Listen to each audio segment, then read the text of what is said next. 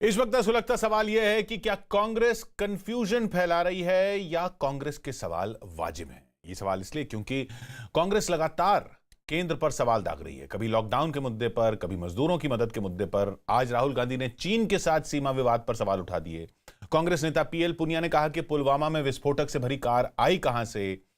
BJP की दलील है कि पूरा देश जब कोरोना जैसी महामारी से मुकाबले में जुटा है, तब कांग्रेस साथ मिलकर काम करने के बजाय हर मुद्दे पर सियासत करने में जुटी है। केंद्र से हाथ मिलाकर लोगों की मदद करने के बजाय कांग्रेस हर मुद्दे पर कंफ्यूजन पैदा करने में जुटी है। तो क्या कांग्रेस कंफ्यूजन पैदा कर रही है या कांग्रेस के सवाल वाजिब हैं? बीजेपी से हमारे साथ हैं सुधांशु त्रिवेदी जी, कांग्रेस से हमारे साथ हैं पवन खेड़ा जी, और वरिष्ठ पत्रकार शेष नारायण सिंह जी भी हमारे साथ जुड़ रहे हैं। पहला सवाल आप ही से, सुधांशु जी, कांग्रेस के सवाल वाजिब नहीं है? देखिए, सवाल कोई भी हो, विपक्ष को करने का अधिकार है, सत्ता पक्ष को जवाब देना चाहिए, पर सवाल स्थिर और स्पष्ट होना चाहिए। जिस समय लॉकडाउन नहीं लगा था तो सरकार क्या कर रही है? लॉकडाउन लगा दिया गया तो लॉकडाउन क्यों लगा दिया गया? लॉकडाउन में ढील दे दी गई तो ढील क्यों दे दी गई? जब खोला गया बसेस चली तो ट्रेन क्यों नहीं चली? ट्रेन चली तो बस चलनी चाहिए थी, बस लेके आ गए। तो ये समझ में नहीं आ रहा है कि इनका मुख्य विचार क्या है। अब दूसरी बात, मुझे लगता है कि कांग्रेस स्वयं कंफ्यूजन की शिकार है। उनको लगता है केंद्र में तो वो विपक्ष में है और अनेक महत्वपूर्ण राज्यों में सत्ता में है। महामारी के समय तो राज्यों का उत्तरदायित्व थोड़ा ज्यादा है, तो वो खुद ही कंफ्यूज हो गए हैं कि वो सत्ता में है या प्रतिपक्ष में। और कंफ्यूजन की इंतहा देखिए कि राहुल गांधी जी महाराष्ट्र के संदर्भ में बोलते बोलते ये बोल जाते हैं कि we are not running the government, we are supporting the government. जबकि एक दर्जन मंत्री उनके सरकार के अंदर है, जो सरकार के अंदर है वो सरकार चला रहा है, कहते हैं हम तो सरकार का समर्थन दे रहे हैं। तो पूरी तरीके से कंफ्यूजन उनके चरित्र में सांगोपांग आकर अधिष्ठित हो गया है, यह दिखाई पड़ रहा है। और जहां तक चीन की बात है, कोई नई बात नहीं। जब डोकलाम विवाद था तब वो चीन के राजदूत के साथ वार्तालाप में संलग्न ऐसे समाचार आए थे। आज वो इस समय ये प्रश्न उठा रहे हैं, इसमें कोई बहुत आश्चर्य की बात नहीं। वैसे भी उनकी विरासत है, पार्टी से लेकर उनके परिवार की भी विरासत है, उसको प्रश्न उठाना उनका अधिकार है। ये पहली बात आपने कही कंफ्यूजन की। पवन जी, चीन के मुद्दे पर भी आएंगे, पीएल पुनिया साहब ने पुलवामा पर सवाल उठाया, उस पर भी आएंगे, लेकिन कंफ्यूजन आप चाहते क्या हैं? लॉकडाउन चाहते हैं, नहीं चाहते हैं, ऐसा चाहते हैं, वैसा चाहते हैं, ट्रेन चाहते हैं, बस चाहते हैं, चाहते क्या हैं? आप कंफ्यूज हैं? आप विपक्ष में हैं, सत्ता पक्ष में? किशोर जी, आज इस आलम में पक्ष विपक्ष सत्ता, ये बातें, ये शब्द भी पसंद नहीं आनी चाहिए, किसी को भी ये शब्द इस्तेमाल नहीं चाहिए। हम क्या चाहते हैं? हम वो चाहते हैं जो इस देश का मजदूर चाहता है। वो क्या चाहता है? वो ये चाहता था कि भाई आप उसकी जिंदगी का फैसला करो तो सोच समझ कर करो। आप 8 बजे रात को आकर बोलते हैं 12 बजे से लॉकडाउन हो जाएगा, तो मजदूर के दिमाग पर क्या क्या विचार आएंगे? उसके दिमाग पर कि मेरा कल का भोजन कहां से आएगा, इस महीने का भाड़ा कहां से आएगा, क्या मैं नौकरी पर हूं या नहीं हूं, क्या मुझे तनख्वाह मिलेगी या नहीं मिलेगी। मजदूर को छोड़िए, चलो उसके बारे में आप नहीं सोचना चाहते, मत सोचिए। व्यापारी के दिमाग में क्या आएगा? कल मेरा शटर खुलेगा या नहीं खुलेगा, कब तक नहीं खुलेगा, अब मेरा ईएमआई या मेरा भाड़ा मैं कहां से लाऊंगा। छात्रों के दिमाग में क्या आया, किसानों के दिमाग में क्या आया, मध्यम दर्जे के और छोटे लघु उद्योगों के दिमाग में क्या आया? हमारे दिमाग में तो वही प्रश्न आए जो उनके दिमाग में आए। अब आप किशोर जी बड़े जिम्मेदार एक पत्रकार हैं, सम्मानित भी हैं, शेष नारायण जी हम सबके सम्मानित हैं। आप लोग तय कर लीजिए कि विपक्ष को प्रश्न पूछने का अधिकार या कर्तव्य है या नहीं। वो तो सुधांशु जी कह रहे हैं कि सवाल नहीं, आप वो कह रहे हैं कि सवाल तो पूछिए। पहले मेरी बात समाप्त हो जाने दीजिए, फिर आप बीच में बोलिएगा। क्या विपक्ष सरकार से मर्ज हो जाए, ये आप बता दीजिए, हम उस पर भी आज मंत्रणा कर लेते हैं रात को। अगर सुधांशु जी ये चाहते हैं कि कांग्रेस पार्टी, तमाम विपक्षी पार्टियां खत्म हो जाएं और भाजपा की स्तुतिगान में लग जाएं, तो आप सोच समझ के आज आदेश जारी कर दीजिए, आपके पास तो सारे अधिकार हैं। या आप चाहते हैं घर बैठ के हम लूडो खेलें? महामारी हो रही है, मजदूर त्राही त्राही कर रहे हैं, सड़क पर मर रहे हैं, कोई पटरियों पे मर रहा है, कोई रेल के बोगी में, बाथरूम में कई दिनों से लाश पड़ी है, आज मिली। एक बच्चा अपनी मृत मां को जगाने की कोशिश कर रहा है। ये सारे नजारे देखने के बाद सुधांशु त्रिवेदी जी चाहते हैं कि विपक्ष अपने घर में बैठकर कैरम बोर्ड खेले, तो माफ कीजिएगा, इस तरह की राजनीति हमें नहीं आती। आप करोड़ों खर्च करके 6 साल का जश्न मना रहे हैं, और हमें भाषण दे रहे हैं कि त्रासदी है, प्रश्न मत पूछो। 6 साल का जश्न मनाना तो मुलतवी कर सकते थे, या वो भी जरूरी था अभी? करोड़ों खर्च सुधांशु जी, कर जी रोज जी विज्ञापन आ रहे हैं, क्या कर रहे हो ये आप? मजाक जवाब कर रहे हो? जवाब एक एक और एक एक उसमें पॉइंट आपको एक एक लगता है पॉइंट का हम जवाब नहीं लेते देंगे, हैं, हम सवाल नहीं पूछेंगे आपसे? एक एक पॉइंट का जवाब लेते हैं। आप इस तरह के विपक्ष होते होंगे, हम इस तरह का विपक्ष नहीं है, माफ कीजिएगा।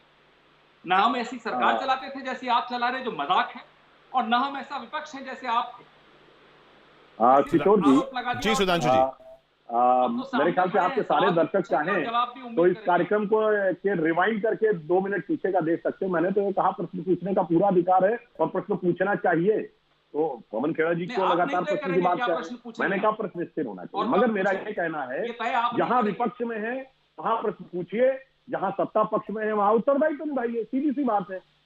आपने कहा कि जो लोग ट्रेन की पटरी पे कट गए किस राज्य में थे जिनकी दुखद मृत्यु?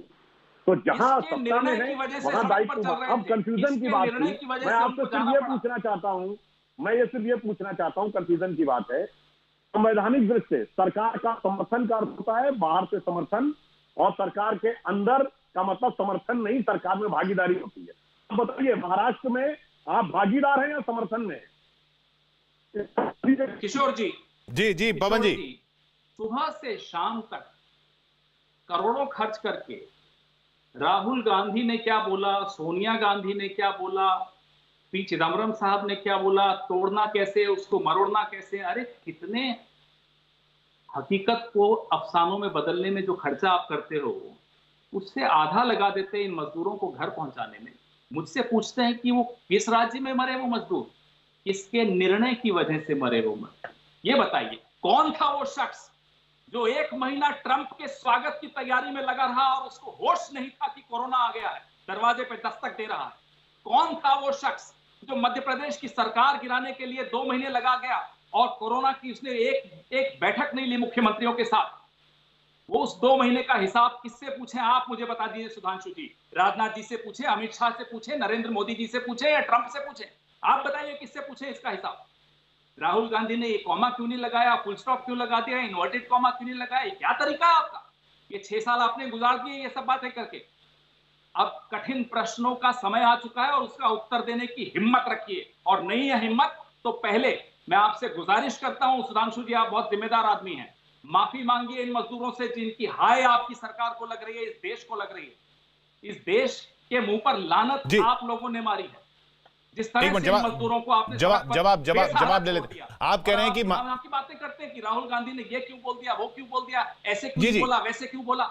जवाब ले लेते हैं। एक मिनट पवन जी, क्यों लॉकडाउन किया? एक मिनट आपने पवन जी, यार ये क्या है? सवाल तो लीजिए। आपने क्यों नहीं एक्सपर्ट से बात की? शर्म करिए किशोर जी आप से पहले। करिए, सवाल नहीं यार। बोलने से पहले जी। आपको माफी मांगनी चाहिए आज। पवन जी, पहले आप मजदूरों से माफी किशोर जी, मांगिए, फिर बात करिए। किशोर जी, एक मिनट पवन जी, नहीं। किशोर जी, मुझे बोलने दो, मुझे 1 मिनट सुधांशु। हाँ शेष जी बोलिए। अरे भाई ये तो चुप हो। पवन जी और सुधांशु जी, ये आप लोग एक एक सवाल के जवाब देते जाइए। ये फॉर्मेट ऐसा है कि जिसमें आप दोनों के सवालों के जवाब बिल्कुल परफेक्ट आवे, लेकिन आप लोग सवाल से भाग न सकें, इसलिए कृपया भाषण मत दीजिए, 2-2 सेंटेंस में सवाल दीजिए। आप सवाल लीजिए मेरा कि आप लोग बताइए कि 4 राज्य हैं जहां के बिहार, उत्तर प्रदेश के मैक्सिमम मजदूर थे, महाराष्ट्र, गुजरात, पंजाब और हरियाणा, और इन चारों राज्यों से जो लोग गए हैं लुटते पिटते, आप दोनों की 2-2 राज्यों में सरकारें हैं। उस सवाल का जवाब आप देने के बजाय, जब हम आपसे कुछ सवाल पूछते हैं, हम तो जनता के नुमाइंदे हैं ना, तो आप लोग एक दूसरे से नूरा कुश्ती करने लगते हैं और हम लोगों को सवालों का जवाब नहीं देते। बताइए क्यों महाराष्ट्र में पहले मैं मजदूरों को 2 महीने तक लटकाया? पूरी बात सुन लीजिए, पूरी लटकाया। और सुधांशु जी आप बताइए कि सूरत में और अहमदाबाद में और कच्छ में क्यों आपने मजदूरों पे लाठियां बरसाई? इन सवालों के डायरेक्ट जवाब दीजिए, प्लीज भाषण मत दीजिए। जी पहले सुधांशु जी, पवन जी मैं आपका आता हूं आपके पास आता हूं पवन जी, आता हूं मैं आपके पास, मैं आता हूं सुधांशु जी। देखिए, शेष नारायण जी ने सही बात कही, स्पष्ट जवाब देना चाहिए था। मैंने सिर्फ ये पूछा था भागीदार है या समर्थन, एक शब्द में इसका उत्तर हो सकता था, मगर उन्होंने बहुत सारी बातें बोली और उन्होंने कहा कि साहब, अरे भाई, जहां सबसे ज्यादा कष्ट हो रहा है, जो शेष नारायण जी ने कही, मैं पहले ईमानदारी से बात स्वीकार करता हूँ। 4 राज्य हैं जहां सबसे ज्यादा मजदूर आते हैं, गुजरात, पंजाब और दिल्ली, इसमें यानी मैं थोड़ा सा इसमें संशोधन करता हूं, दिल्ली में सबसे ज्यादा आते हैं मुंबई के बाद। और 4-5 राज्य हैं जहां से सबसे ज्यादा जाते हैं, उत्तर प्रदेश, बिहार, झारखंड, छत्तीसगढ़, पश्चिम बंगाल और कुछ हद तक उड़ीसा। इन 4 में से 3 जगह हमारी सरकार नहीं है और 5 में से 3 जगह हमारी सरकार है। जो आपको आक्षेप लगाना हो लगाइए, मैं कोई समस्या की बात नहीं कह रहा नहीं, हूं। उन्होंने गुजरात का सवाल पूछा, के ऊपर आपको हाँ। प्रश्न रखना हो वो रखिए, परंतु महाराष्ट्र से छत्तीसगढ़ जाने में कौन सी समस्या थी? छत्तीसगढ़ होते हुए झारखंड जाने में, वहां से होते हुए पश्चिम बंगाल जाने में तो किसी प्रकार की कोई समस्या नहीं, नहीं तो थी। नहीं, गुजरात पर विचार आप अपनी मुझे जगह उत्तर देने है, दीजिए परंतु आप। सबसे ज्यादा किशोर जी, मेरे को उत्तर टीवी देने में दीजिए। सबसे पहले 2 जगहों पे देखिए, फिर पवन जी आप लगातार बोल रहे थे, आपने भागीदार और समर्थन का उत्तर नहीं दिया, एक शब्द का उत्तर है। अब बोलिए, अभी आपको मैं 10 शब्दों का उत्तर भी दूंगा और एक प्रश्न भी पूछूंगा। लॉकडाउन शुरू होने के साथ ही मजदूरों का समस्या का विकराल रूप दिखा। एक दिल्ली यूपी बॉर्डर पे, जब दिल्ली की सरकार ने एक प्रकार से कह दिया चले जाओ वहां पे बसें खड़ी मिल जाएंगी, और दूसरा मुंबई में लोकमान्य तिलक टर्मिनल और उसके ऊपर, और न हमारी मानिए न अपनी मानिए, अभिजीत बनर्जी जी तो नोबेल पुरस्कार विख्यात अर्थशास्त्री है जिनसे राहुल गांधी ने संवाद किया था, उन्होंने मुंबई संदर्भ में क्या कहा था कि ये पूरी तरीके से स्थानीय सरकार की जिम्मेदारी है। कल सर्वोच्च न्यायालय ने भी यही कहा, जहां हमारी सरकार हम जिम्मेदारी वहन करते हैं, जहां आपकी सरकार नहीं, तो गुजरात में आप जिम्मेदारी मानते हैं अपनी? गुजरात में मानते हैं, जो कुछ भी हुआ है उसके लिए हम स्वीकार करते हैं कि वहां कष्ट जो कुछ हुआ है उसके लिए हमारी सरकार प्रयत्नशील है, मगर सबसे ज्यादा मजदूर जहां जिस देश में, वो दिल्ली और मुंबई 2 शहर, वहां का तो जवाब दे दीजिए भाई। नहीं, आप ठीक है, चलिए। हाँ, पवन जी सुनिए किशोर जी, एक बात और ऐड कर दूं, देश में सबसे बेहतर चिकित्सा सुविधाएं हैं दिल्ली और मुंबई। पवन जी बोलिए आप। एक वाक्य सबसे बेहतर चिकित्सा सुविधाएं हैं तो दिल्ली और मुंबई में, सबसे बेहतर इंफ्रास्ट्रक्चर है तो दिल्ली और मुंबई में, सबसे बेहतर आर्थिक संसाधन है, उसके बावजूद जी पवन जी, एक मिनट सुधांशु जी, पवन जी। शेष जी ने एक प्रश्न, सुधांशु जी आप चुप हो जाइए। शेष जी ने एक प्रश्न पूछा, बड़ा वाजिब प्रश्न है, उसका उत्तर मैंने शायद डायरेक्ट नहीं दिया था, अब दिए देता हूं। आप 8 बजे रात को आकर, उससे पहले कोई भूमिका नहीं है, उससे पहले आपने कोई मुख्यमंत्री जी से बैठक नहीं की, आपने आपके कैबिनेट सेक्रेटरी ने चीफ सेक्रेटरी से कोई बैठक नहीं की थी। 8 बजे आकर कहते हैं 12 बजे लॉकडाउन हो जाएगा और एनडीएमए लागू हो जाता है। एनडीएमए का लागू होना मतलब तमाम अधिकार, जो महत्वपूर्ण अधिकार हैं, वो केंद्र सरकार के हाथ में आ जाते हैं, राज्य सरकार के हाथ से छीन लिए जाते हैं। आप 8 बजे आकर घोषणा कर दें कि सब बंद हो गया, उसके बाद उम्मीद करेंगे कि राज्य सरकार प्लान करेंगी, ये कैसे हो सकता है? क्या आपके पास 1 महीना और नहीं था? पहले फरवरी का पूरा महीना था आपके पास, मार्च का पूरा महीना था आपके पास, 20 दिन मार्च के भी थे आपके पास, जब पूरे देश में, पूरे विश्व में बात हो रही थी कि कोरोना बहुत गंभीर संकट आ रहा है। राहुल गांधी भी बोल चुके, चलो उनकी बात तो आपको समझ में आएगी भी नहीं, क्योंकि आप समझना नहीं चाहते, पूरा विश्व बोल रहा था। तब आप अगर तैयारी कर लेते तो किसके राज्य में मजदूर हैं वो कोई प्रश्न ही नहीं होता। सारे अधिकार आपके पास, लॉकडाउन, राष्ट्रव्यापी लॉकडाउन का निर्णय आपका। कुछ राज्यों ने अपनी बसें भी चलाई, कुछ राज्यों ने अपनी कोशिश भी की कि भाई ट्रेन चला दीजिए, आपको बोलते रहे, आपने नहीं माना। आनंद फानंद में आपने ये निर्णय लिया। हम लॉकडाउन का कभी विरोध नहीं किया, हमने शुरू से आपको समर्थन दिया। हमने कहा प्लान करके करें। यही चीज आप 10 दिन पहले प्लान करते अगर आप ट्रंप में व्यस्त नहीं होते या मध्य प्रदेश में सरकार गिराने में व्यस्त नहीं होते। इसलिए ये प्रश्न आप बार बार उठ रहे हैं। आप कह देते हैं, सुधांशु जी आप बड़ी अजीब बात करते हैं कि मध्य प्रदेश से छत्तीसगढ़ चले जाते। नहीं, मेरी बात समाप्त हो जाने दीजिए। मध्य प्रदेश से मजदूर छत्तीसगढ़ चले जाते, छत्तीसगढ़ से झारखंड चले जाते, झारखंड से बंगाल चले जाते। मजाक बना रखा है मजदूर की जिंदगी का कि आप उनके लिए एक तय कर लेंगे रोड मैप। शायद इसी रोड मैप पे रेल चल रही है। बेचारा जाता है गोरखपुर जाने के लिए, रोरकला पहुंच जाता है। ये आप ही की सलाह मानते हुए जा रहा है। एक मिनट पवन जी, बातें कर रहे हैं आप। अच्छा पवन जी, आप प्लानिंग की बात कर रहे हैं, बंगाल चले जाते, वहां छत्तीसगढ़ होते रहे। अजीब बातें करते हैं आप, तो पढ़े लिखे आदमी, ऐसी बात कैसे कर रहे हैं आप प्लानिंग की बात कर रहे हैं पवन जी। मेरा सवाल ये है कि अब ये जब लॉकडाउन खत्म हो रहा है 31 को, ये वाला चौथा चरण जो है, इसके बाद कांग्रेस पार्टी क्या चाहती है? क्या आपके राज्य चाहते हैं ये बढ़े, ना बढ़े, बढ़े तो ऐसे बढ़े, कैसे बढ़े? अब अगर चलिए, आप जो हुआ सो हुआ, अब आगे के प्लान आपका क्या राय है? जो आगे का आपका प्लान है, आप जब आपने जोन घोषित किए रेड, ऑरेंज और ग्रीन, बिना सोचे समझे, बिना मुख्यमंत्रियों से, कलेक्टर से बात किए, फिर हमने आपसे गुजारिश की कि साहब जिनको मालूम है उनसे तो पूछ लीजिए। फिर आपने हमारी बात मानी, इसमें भी हम सहमत हैं, आपने हमारी बात जरूर मानी। अब भी फिर आपसे गुजारिश है कि जो स्टेक होल्डर्स हैं, जो ग्राउंड की, जो जमीन की हकीकत समझते हैं, उनसे आप कृपया करके, मोदी जी को बहुत कुछ पता होगा, बहुत बड़े ज्ञानी होंगे, हम मान लेते हैं, लेकिन ग्राउंड की जो जमीन की हकीकत है वो कलेक्टर को मालूम नहीं, मैं होती है, आपके राज्यों के बारे में पूछ रहा हूं ना। आपके आपके राज्य, मेरे राज्य नहीं है किशोर जी। नहीं, आपकी जहां सरकार है, आप, अरे आपके जहां आपकी सरकार है वहां आपका क्या राय है? सुन लीजिए, जहां हमारी सरकार है वहां भी हम अपने कलेक्टर से बात कर रहे हैं। जिन जिन जिलों में कंटेनमेंट है, जहां ये ज्यादा है बीमारी, उनके साथ क्या नियम होने चाहिए वो अलग है लॉकडाउन के नियम, और ये हम ऊपर बता चुके हैं। कैबिनेट सेक्रेटरी ने आज बैठक ली, हमारे चीफ सेक्रेटरी जो अलग अलग राज्यों के, सबने बता दी ये मेरा तेरा नहीं है, इसमें ये पूरा हिंदुस्तान मेरा भी है, आपका भी है। तो ये सुधांशु जी को बड़ा अच्छा लगता है बोलने में, वहां आपकी सरकार है साहब, हर जगह आप ही की सरकार मान लेते हैं हमको, आप ही हैं सत्ता में, आप ही हैं घोड़े पे सवार। अब हाथ जोड़कर आपसे निवेदन है कि घोड़े पे जो सवार होता है वो नीचे लोगों को भी देख लेता है, उनकी भी नमस्कार स्वीकार कर लेता है, चलिए, उनकी भी आंखों में आंखें दिल को, सुधांशु जी आगे आगे आगे नहीं दिख रहा, हमें यही आपसे शिकायत। स्पेसिफिक सवालों को क्यों नहीं जवाब दे रहे हैं? बिल्कुल स्पेसिफिक जवाब दिया मैंने आपको कि जिसने तय किया पंजाब से जो लोग चले हैं, लॉकडाउन किसने तय किया था? ये बताइए, पूछ के तय किया आप ये था? बताइए उन्होंने हमसे पवन सलाह जी दी थी कि ये इशू कोरोना खत्म करने के लिए था कि ये मजदूरों के मुद्दे को लेके बीजेपी को परेशान करने का था, या देश के सामने एक नई इशू लाने का था? आपने उसमें कंट्रीब्यूट क्या किया ये बताइए। आपका कौन सा लीडर इन लोगों के साथ 10 किलोमीटर भी पैदल चला होगा?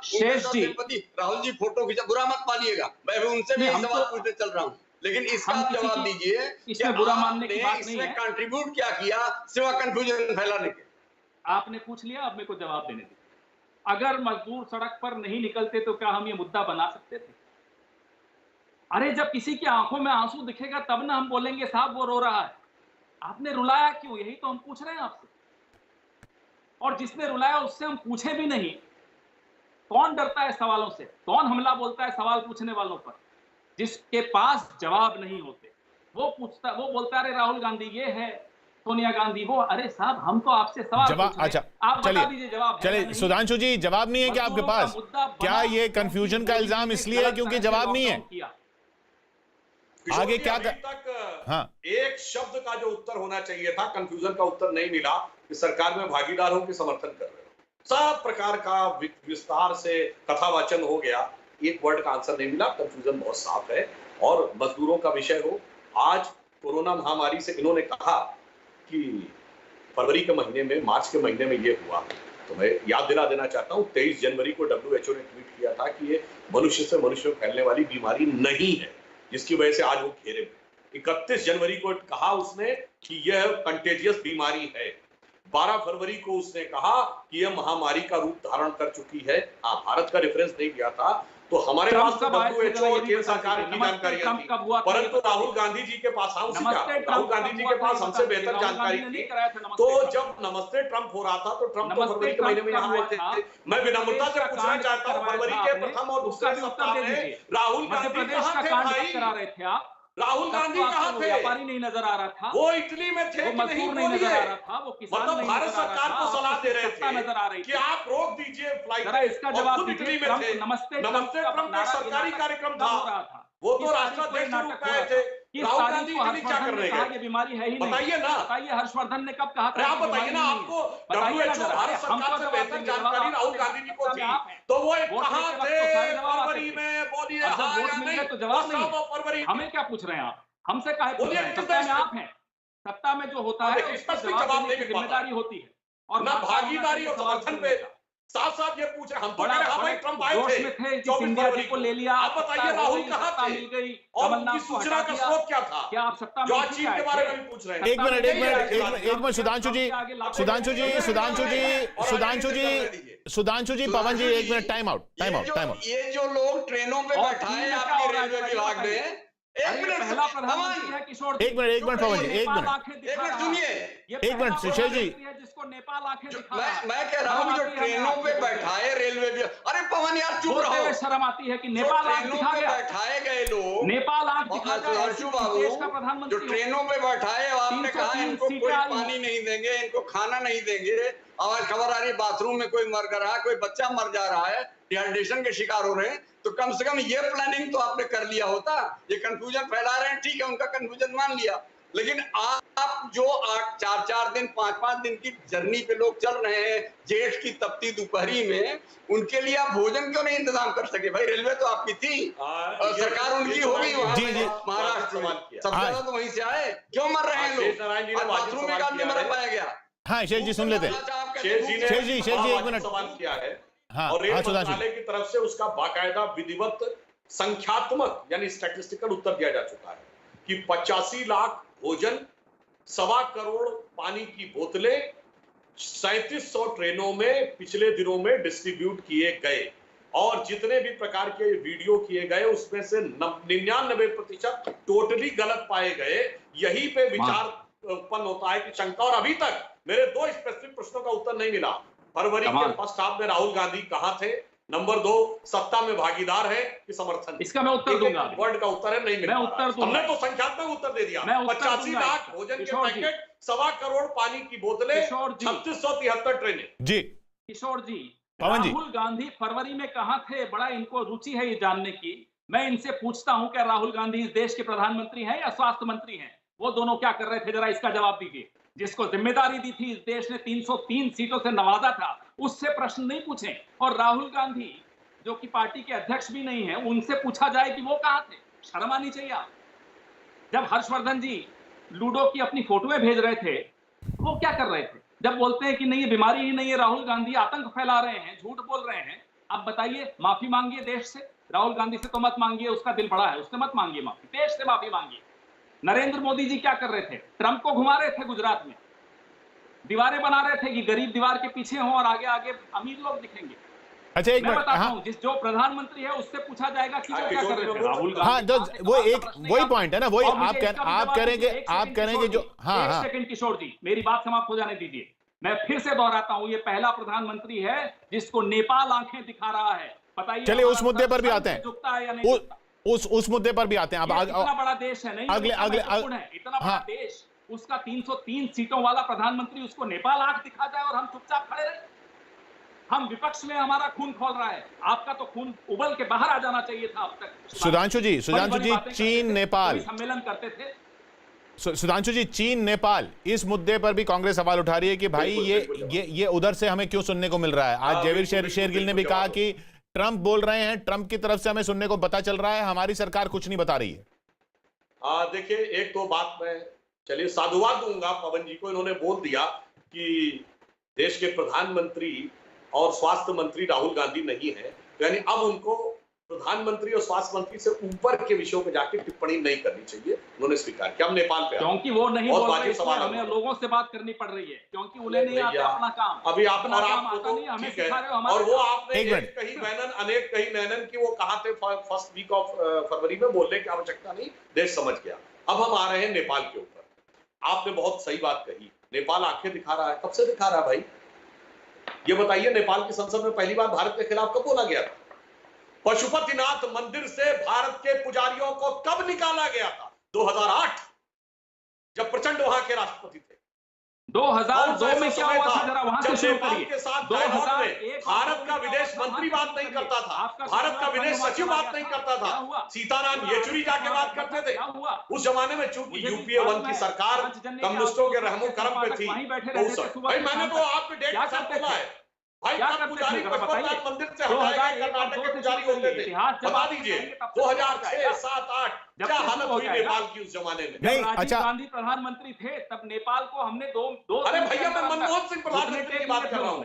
राजीव गांधी के जमाने में नहीं, पर अगर सुधांशु जी एक मिनट पवन जी, एक मिनट पवन जी, घटना के साथ बोला है। सुधांशु जी अगर 2008 में जो हुआ, अगर आपके हिसाब से वो गलत था, क्या वो फिर होना चाहिए? 56 इंच का सीना और हमें बोल रहे हैं 2008। बिल्कुल नहीं, हमारी तो स्थिति ये है कि नेपाल क्या अगर आप देखें उस समय के भारत की स्थिति देखिए, अब मैं पूरी बात बताता हूं। बांग्लादेश को बिगेस्ट आर्म सप्लायर कौन था हमारी सरकार आने से पहले? चाइना। हम्बनटोटा पोर्ट श्रीलंका में चाइना को कब मिला? हमारी सरकार के जमाने में, आपकी सरकार के जमाने में। आप ग्वादर का पोर्ट कब मिला? ये देखिए भाई झूठ बोलना शुरू हो गए हैं। अब ये यही इनकी प्रॉब्लम है। जब ये अब यार, जब मैं फैक्ट के साथ बोल रहा हूं, शर्मन शेख में जाकर ये किसने कहा 2007 कि पाकिस्तान आतंकवाद से प्रताड़ित है? नहीं तो वो ये बताइए भाई क्या तरीका है? अब देखिए फैक्ट। एक मिनट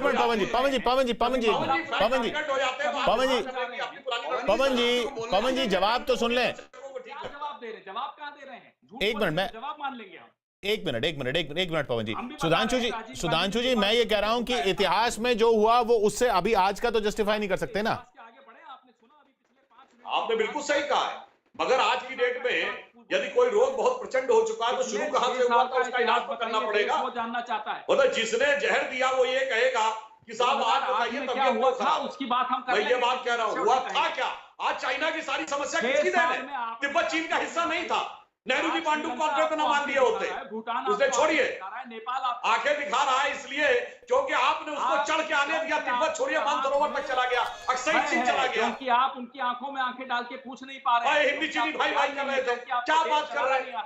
3 बार ट्रंप आपको आकर बोल जाता और देश चलाना तो हम देख चुके क्या हुआ था। इसलिए आज यथार्थ की बात नहीं की, आज के समय की बात मंगवाइए ट्रंप से। अगर हम ये बात कहते हैं तो चीन ने मंगवाइए डोनाल्ड ट्रंप मसूद अजहर को आतंकवादी घोषित किया हमारे रिजीम में कि नहीं? बोलिए, आप अपने रिजीम में करवा पाए थे? हमारे वक्त तो पिछले साल हम ही ने करवाया संयुक्त राष्ट्र संघ में। सुधांशु जी फिर डिस्टर्ब कर रहे हैं। एक मिनट पवन जी मेरा एक सीधा सवाल है। मेरा एक सीधा सवाल है। मेरा सीधा सवाल पवन जी, एक मिनट पवन जी, सुधांशु जी, मेरा सीधा सवाल है कि क्या सवाल पूछने का हक विपक्ष को नहीं है या कांग्रेस नहीं पूछ सकती क्योंकि कांग्रेस ने ये किया था? क्या कांग्रेस को सवाल पूछने का हक नहीं है? अरे भाई रिमाइंड करके देख लीजिए अपने प्रोग्राम में, पहले मैंने कहा था पूरा सवाल पूछते, सवाल नहीं मैं ये कह रहा हूं कि क्या और स्पष्ट होने चाहिए। कांग्रेस ने अपने समय में जो कुछ किया था वो दलील चलती रहेगी जवाब में, ये पूछ रहा हूं मैं। अरे भाई आप क्या बात कर रहे हैं? अक्सई चीन के पास है तो आज वही सीमा विवाद है ना। वो सीमा विवाद कहां से आया? नेहरू के वही सीमा विवाद। तो सीमा विवाद की जब बात होगी तो उस जमाने में होगी कि नहीं? बोलिए क्या चीन ये कहेगा जो अक्सई चीन ने कब्जा नहीं किया नेहरू जी के जमाने में? अब आप कहेंगे ये भी गलत है। तो सीमा विवाद वहां हुआ, आज सीमा विवाद में भारत की बात होगी तो वहीं से होगी ना। इसका क्या मतलब है? नहीं मेरा, अच्छा पवन जी मेरा सवाल ये कि नहीं, मेरा सवाल यह है कि देश की जहां तक सीमाओं की बात है, देश जो डोनाल्ड ट्रंप है वो क्यों बीच में अड़ंगा मारता? नहीं, डोनाल्ड ट्रंप हमारे बीच में अड़ंगा क्यों मारते हैं? इसका जवाब आप दीजिए सुधांशु त्रिवेदी। डोनाल्ड ट्रंप से हमारा कोई किसी का कोई हस्तक्षेप नहीं, विदेश मंत्रालय स्पष्ट कर चुका है। अच्छा एक मिनट पवन जी मेरा सवाल, मेरे को बोलने दीजिए किशोर जी। नहीं आपको बोलने दूंगा, मैं मेरा एक सवाल ले लीजिए बस। मेरा एक सवाल है, मेरा ये कहना है कि बोलूंगा उसके बाद आपका सवाल लूंगा। चलिए बोलिए। बोलता है सोर्सेज बता रहे हैं कि डोनाल्ड ट्रंप से बात नहीं हुई। अरे सोर्सेज कौन है? मंगवाइए माफी अमेरिका से, बुलाइए उनके राजदूत को। आज विदेश मंत्री को अमेरिका के राजदूत को समन करना चाहिए कि ये तीसरी बार हो रहा है। आपको मैं याद दिला दूं, मोटरसाइकिल हार्ली डेविडसन के मुद्दे पर क्या कहा था डोनाल्ड ट्रंप ने कि बजट से पहले ही मोदी जी ने मुझे फोन करके बता दिया कि मैं ड्यूटी घटा रहा हूं। हमने तब भी आपसे पूछा था, कोई जवाब नहीं आया। हाइड्रोक्सी क्लोरोक्विन के दौरान क्या बात हुई थी? धमका दिया उन्होंने फोन करके और हम डर भी गए। तीसरी बार अब हो रहा है कि भाई मोदी जी ने कहा मेरा मूड खराब है। मोदी जी का मूड खराब है वो डोनाल्ड ट्रंप इस देश को बताएगा। और आप कह रहे हैं ऐसी बात नहीं हुई। हम आपकी बात मानने को तैयार हैं, हम चाहते भी हैं कि आप सही बोल रहे होंगे, हम मानते हैं वो गलत बोल रहे होंगे, लेकिन उनसे माफी मंगवाइए डोनाल्ड ट्रंप। एक मिनट, मैं अमेरिका हमें, अच्छा आपने बात रख दी। मैं पवन जी मेरा सवाल ले रहे हैं हमें। पवन जी मेरा सवाल ये है कि ये इन वाले मुद्दों पे, कोरोना की बात अलग, मजदूरों की बात बिल्कुल ठीक, मैं कह रहा हूं ये चीन, पाकिस्तान, नेपाल, इन मुद्दों पर क्या देश को एक साथ नहीं दिखना चाहिए? क्या इस तरह के सवाल जब विपक्ष उठाता है तो मौका नहीं मिलता है देश के दुश्मनों को? हाँ। देश एक साथ रहेगा, हमेशा दिखेगा। देश को बता तो दो हो क्या रहा है। देश को इतना बता दो कि हमारी कितनी सीमा के अंदर 4 किलोमीटर 5 किलोमीटर नहीं, पर अंदर चीन घुसाया है। आप जब सवाल पूछते हैं वो मौका नहीं मिलता, जवाब देने दीजिए। आप देश को इतना विश्वास में तो ले लीजिए कि हमारा कितना नुकसान हुआ है और किसकी वजह से हुआ है। आईटीबीपी का फेलियर देश को विश्वास लॉ में का नहीं लिया। फेलियर है, किसका फेलियर है? सुधांशु जी, देश को कैसे विश्वास में हिंदुस्तान नहीं का लिया जा उपाय- रहा क्या? ये जड़ है देश को विश्वास में। चाहे वो लॉकडाउन की बात हो, चाहे वो अचानक से लॉकडाउन की बात हो, चाहे उसमें नोटिस देने की बात हो, चाहे चीन की बात हो, चाहे नेपाल की बात हो, पाकिस्तान की बात हो, इल्जाम बार बार ये लग रहा है, जो मेरे को समझ में आया पवन जी की बातों से, कि भाई आप देश को विश्वास में नहीं ले रहे, या यूं कहें कि विपक्ष को विश्वास में नहीं ले रहे। देखिए, सर्जिकल स्ट्राइक को का सबूत मांगने वाले, बालाकोट के ऊपर सबूत मांगने वाले, डोकलाम विवाद के समय चीन के राजदूत से बात करने वालों को विश्वास दिलाना सहज काम नहीं है। मगर मैं याद दिलाना चाहता हूं, चीन से आज तक हमारा एक बड़ी लड़ाई और 3 कॉन्फ्लिक्ट हुए। 62 में, 67 में नाथुला पास के पास, 87 में राजीव गांधी के जमाने में तावांग जिले में, और अभी डोकलाम में 2017 में। 4 में से एक भी 3 मौकों पे हम विपक्ष में थे। एक बयान बताइए कभी हमारे नेता ने कभी उस समय की सरकार की आलोचना कर दिया हो, जिस समय चीन घुसपैठ कर रहा था 67 और 87 में भी। और आपके तो जाके वो मिले लिए। अब क्या विश्वास दिलाया जा सकता? पहली बात, पहला झूठ, ये जो व्हाट्सएप यूनिवर्सिटी से आप पढ़ के आते हैं वो मत पढ़ा करिए। जो राजदूत के साथ कोई बैठक नहीं थी, राजदूत के साथ जो हुआ था वो स्पष्ट था, वो सब मिलते हैं, आपकी पार्टी के लोग भी मिलते हैं, हम भी मिलते हैं, कोई अपराध नहीं होता। तो ये इस तरह के झूठ मत फैलाया कीजिए जो व्हाट्सएप से पढ़ के आते हैं और व्हाट्सएप पे फैलाते हैं। आपसे ये उम्मीद नहीं है, क्योंकि आप सबसे बहुत ज्यादा वरिष्ठ हैं, पढ़े लिखे हैं, तो कम से कम आप ऐसी बात मत करिए। और आपने, हम जब 10 साल में सत्ता में थे, हर मौके पर विदेश नीति की निंदा करते आए। जब पाकिस्तान से समस्या आई तब आपने सबसे आगे बढ़ बढ़कर निंदा की, विरोध प्रदर्शन किए। इसलिए ये भाषण मुझे मत दीजिए आप। हम सिर्फ आपसे प्रश्न पूछते हैं, हम कोई विरोध भी नहीं कर रहे। आखिरी मेरे पास एक मिनट पवन जी वक्त यहाँ खत्म होता हुआ 5:30 बजे वक्त यहाँ खत्म होता हुआ मैं शेष जी के पास जाऊंगा। माफ कीजिएगा सुधांशु जी। शेष जी, आप बताइए ये सब सुनने के बाद कि कंफ्यूजन फैला रही है कांग्रेस, या कांग्रेस के सवाल वाजिब हैं?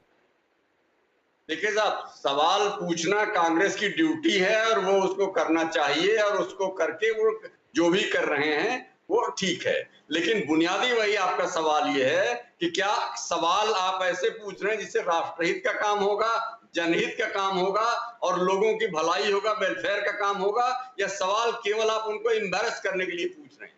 क्योंकि वॉर की सिचुएशन है, और जवाहरलाल नेहरू की डेथ के बाद अटल बिहारी जी का जो भाषण है वो मैं ऐतिहासिक दस्तावेज मानता हूं। अपोजिशन को वॉर के समय में रूलिंग पार्टी के साथ कोऑर्डिनेट करना चाहिए, ये मेरा निजी विश्वास है। हालांकि सवाल पूछने का अधिकार उनका जायज है, और इनको भी सवाल का जवाब देना भी जायज है, लेकिन दोनों को एक जगह खड़े होना चाहिए, मेरा पर्सनल व्यू। एक जगह खड़े हो, वॉर है, चाहे कोरोना हो, चाहे चाइना हो, वॉर है। और अगर वो सत्ता में थे, उन्होंने ये किया था, ये दलील इधर से नहीं दी जा सकती, तो वो जब विपक्ष में थे उन्होंने वो किया था, वो दलील उधर से भी नहीं होनी चाहिए। बहुत बहुत शुक्रिया आपका सुधांशु जी, पवन जी, हमारे साथ जुड़ने के लिए। ये था सुलगता सवाल।